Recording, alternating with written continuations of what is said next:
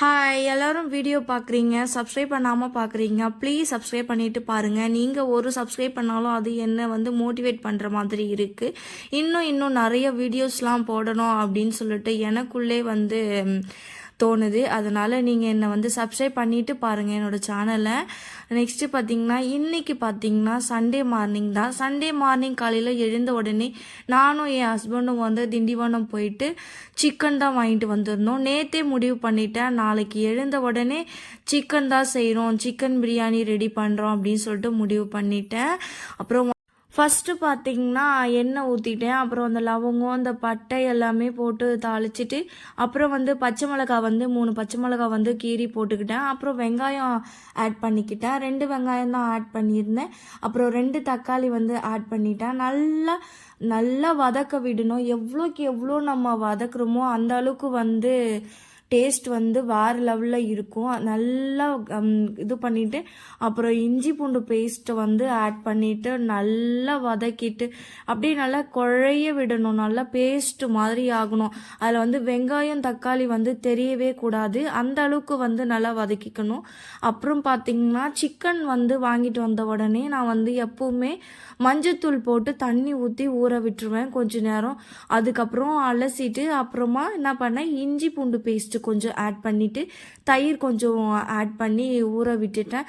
தயிர் கொஞ்சம் ஊற விட்டோன்னா சிக்கன் சாஃப்டாக இருக்கும். அதனால் எப்போவுமே பிரியாணி செய்யும் போதெல்லாம் நான் அப்படி தான் பண்ணுவேன்.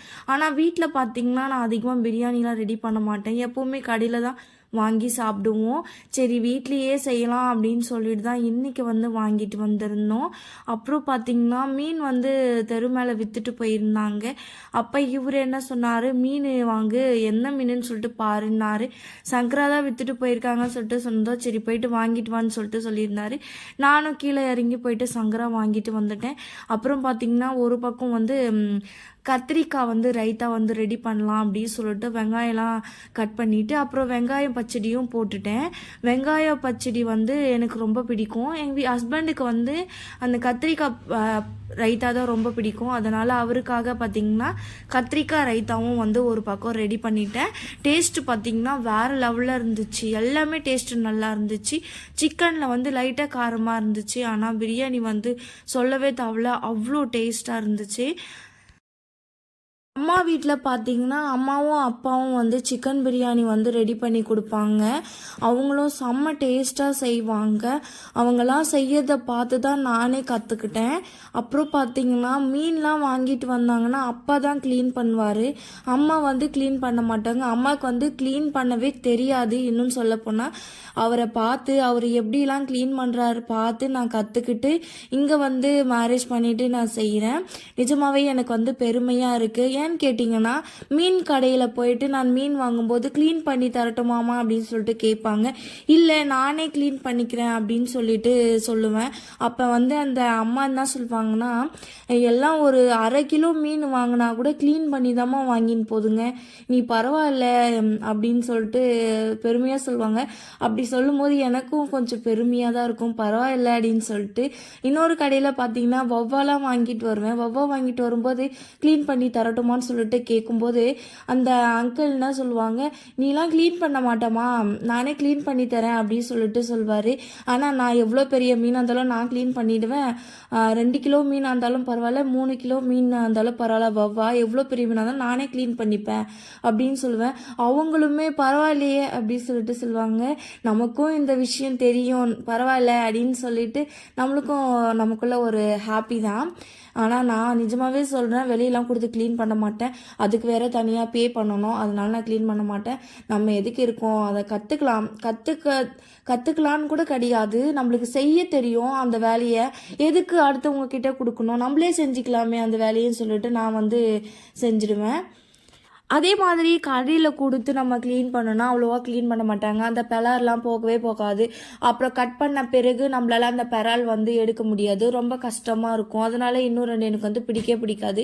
கடையில் கொடுத்து க்ளீன் பண்ணுறது எனக்கு பிடிக்காது. நான் எப்பவுமே வீட்டில் தான் க்ளீன் பண்ணுவேன். அப்புறம் ஒரு வழியாக பிரியாணி ரெடி ஆகிடுச்சு. அப்புறம் லெமன் பிழிஞ்சு விட்டுக்கலாம். லெமன் ஆட் பண்ணிவிட்டு நல்லா கழுவி விட்டுட்டேன். ஒரு பக்கம் பார்த்திங்கன்னா ரைத்தாக்கு தான் ரெடி பண்ணிகிட்ருக்கேன். அம்மா வீட்டில் இருக்கும்போது பார்த்தீங்கன்னா நான் நிறைய சிக்கன் சாப்பிடுவேன், அடிக்கடி சிக்கன் தான் சாப்பிடுவேன். ஆனால் இங்கே வந்து சிக்கன்லாம் ரொம்பவே கம்மி பண்ணியாச்சு. எப்பனா ஒரு டைம் தான் சிக்கன் வாங்குவோம். மற்ற டைமில் பார்த்தீங்கன்னா அதிகமாக ஃபிஷ்ஷு தான் வாங்கிட்டு வருவார். இப்போ பார்த்தீங்கன்னா வேலைக்கு போயிடுறதுனால எதுவுமே வாங்குறது கிடையாது. அவர் வெளியே வேலைக்கு போயிட்டுறாரு. நானும் வேலை தான் தேடிட்டு இருக்கேன். கண்டிப்பாக நானும் சீக்கிரமாக வேலைக்கு கிளம்பிடுவேன் ஐடியாவில் தான் இருக்கேன். வீட்டில் இருக்க போர் அடிக்குது. சரி பார்லர் போகலாம் அப்படின்னு சொல்லிட்டு பார்த்தா பார்லரில் வந்து எனக்கு டைமிங் வந்து செட் ஆகலை. என்னோட மேம் வந்து கூப்பிட்டுட்டு தான் இருக்காங்க வர சொல்லி. ஆனால் எனக்கு வந்து டைமிங் செட் ஆகிறதுனால நான் வந்து போகாமலே இருக்கேன். எப்படியும் நைட்டு 7 மணி ஆகிடும். பாப்பாங்கலாம் ஸ்கூல் விட்டு 4 மணிக்கெலாம் வந்துடுவாங்க. அதனால் பாப்பாங்களையும் பார்க்கணும் அப்படின்னு சொல்லிட்டு நான் இன்னும் வீட்லேயே தான் இருக்கேன் கிளம்பாமல். ஆனால் எனக்கும் வீட்டில் இருக்க வந்து பிடிக்கல தான், வேலைக்கு போகணுன்னு சொல்லிட்டு தோணிகிட்டே இருக்குது. நான் வந்து கத்திரிக்காய் ரைத்தா வந்து எப்படி ரெடி பண்ணுறேன்னு சொல்லிட்டு பார்க்கலாம். ஃபஸ்ட்டு வந்து எண்ணெய் ஊற்றிக்கிட்டேன். அப்புறம் பார்த்திங்கன்னா மிளகு சீரகம் வந்து ஆட் பண்ணிவிட்டு வெங்காயம் கொஞ்சோண்டு ஆட் பண்ணிவிட்டு லைட்டாக தான் வதக்கணும். வதக்கி விட்டுட்டு தேங்காய் கொஞ்சோண்டு ஒரு 4 பல்லுன்னு சொல்லுவோம்ல, அந்த மாதிரி வந்து 4 கீரை வந்து ஆட் பண்ணிக்கிட்டு நெக்ஸ்ட்டு வந்து எள்ளு கொஞ்சோண்டு நான் ஆட் பண்ணிக்கிட்டேன். ஆட் பண்ணிவிட்டு லைட்டாக வதக்கி விட்டுட்டு இறக்கிட்டு பொட்டுக்கடலை இருந்தாலும் ஆட் பண்ணிக்கலாம். பொட்டுக்கடலை வந்து என்கிட்ட இல்லை, அதனால நான் ஆட் பண்ணலை. ஆட் பண்ணிவிட்டு நல்லா பேஸ்ட் மாதிரி அரைச்சி எடுத்துக்கோங்க. அதுக்கப்புறம் பார்த்திங்கன்னா எண்ணெய் ஊற்றிட்டு ஃபஸ்ட்டு வந்து கத்திரிக்காய் வந்து வதக்கி வச்சுக்கலாம் தனியாக. அதுக்கப்புறம் எண்ணெய் ஊற்றிட்டு வெங்காயம் போட்டுட்டு அப்புறம் கருவேப்பிலை போட்டு நல்லா வதக்கி எடுத்துக்கிட்டு அப்புறம் அரைச்சி வச்சுருக்க அந்த பேஸ்ட்டை வந்து ஆட் பண்ணிவிட்டு நல்லா வதக்கி எடுத்துட்டு அப்புறமா லைட்டாக மிளகாத்தூள் ஆட் பண்ணிவிட்டு அப்புறம் வந்து தண்ணியும் மிக்ஸ் பண்ணி கொஞ்சம் நேரம் கொதிக்க விட்டுட்டு அப்புறம் கத்திரிக்காவை போட்டு ஆட் பண்ணிவிட்டு நல்லா கொதித்த பிறகு எண்ணெய் பிரிஞ்சு வந்த பிறகு இறக்கிக்கலாம். இப்போ பார்த்திங்கன்னா மீனும் க்ளீன் பண்ணி எடுத்துக்கிட்டேன். மீனுக்கு வந்து மசாலா வந்து நான் என்ன போட்டிருக்கேன் சொல்லிட்டு பார்க்கலாம். கொஞ்சோண்டு மிளகாத்தூள் தான் போட்டிருக்கேன். குழம்பு மிளகாத்தூள் ஆட் பண்ணிக்கிட்டேன். அப்புறம் சீரகத்தூளும் மிளகுத்தூளும் ஆட் பண்ணிக்கிட்டேன். நெக்ஸ்ட்டு வந்து கார்ன்ஃப்ளவர் பவுடர், அப்புறம் வந்து லெமன் பிழிஞ்சு விட்டுக்கிட்டு லைட்டாக சால்ட் உப்பு போட்டு நல்லா மிக்ஸ் பண்ணி எடுத்து வச்சுக்கிட்டேன். பிரியாணி பிடிக்காதவங்க வந்து யாருமே இருக்க முடியாது. நிஜமாகவே பிரியாணினா ஃபேவரட். எப்போ பார்த்தாலும் பிரியாணி சாப்பிட்ணும் போல தான் எனக்கும் தோணிகிட்டே இருக்கும். அதுவும் இல்லாமல் ஞாயிற்றுக்கிழமை ஒரு நாள் வந்து நான்வெஜ்ஜு சாப்பிடலனா அன்றைக்கி ஒரு நாள் வந்து எனக்கு எப்படி சொல்கிறதுன்னு கேட்டிங்கன்னா அன்றைக்கி ஒரு நாள் ஏதோ ஒன்று மிஸ் பண்ணுற மாதிரியே எனக்கு தோணிகிட்டே இருக்கும். நிஜமாகவே நான்வெஜ் சாப்பிடறதுனாலே அன்றைக்கி சாப்பிட்ட மாதிரியே இருக்காது. அது என்னமோ தெரியல, தினமும் சாப்பிட்டாலும் சரி.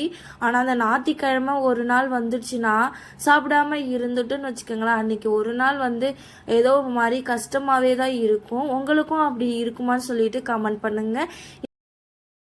என்ன பேசுறதுன்னு தெரியாமல் தான் பேசியிருக்கேன். ஏதோ உளறி வச்சுருக்கேன் அப்படின்னு மட்டும் நல்லாவே தெரியுது. இந்த வீடியோ வந்து கண்டிப்பாக பிடிக்கும்னு நினைக்கிறேன் நான். எனக்கு வந்து பிடிச்சிருக்கு. உங்களுக்கு பிடிச்சாலும் சரி பிடிக்கலனாலும் சரி ஒரு லைக்கை தட்டிட்டு போங்க. என்னோடய சேனலை வந்து சப்ஸ்கிரைப் பண்ணிக்கோங்க. உங்களோட சப்போர்ட் வந்து எனக்கு ரொம்பவே தேவைப்படுது. தேங்க்யூ ஃபார் வாட்சிங். பாய்.